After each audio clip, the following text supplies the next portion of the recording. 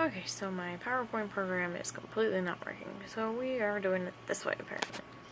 Deviant behavior, we're talking about it in the first part of my criminology paper, is defined as the human activity that violates social norms.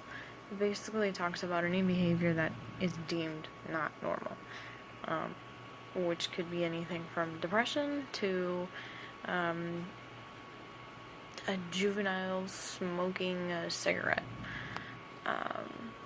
There are many examples that we can use for that.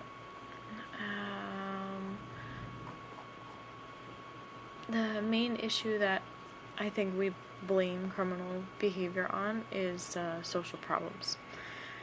In the chapter that we went over, it talked about the social problems perspective. We wrote 2 pages on that, and then pages 5 and 6 covered the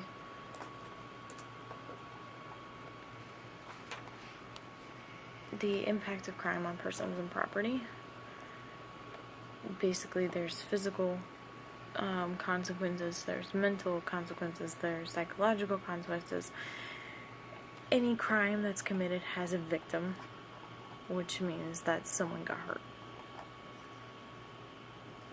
Crime rate in America has began to spike again, and I listened to a video by a Leonard A. Sipes, who was the former director of information services at the National Crime Prevention Council, and he basically just talked about how, especially like in America, that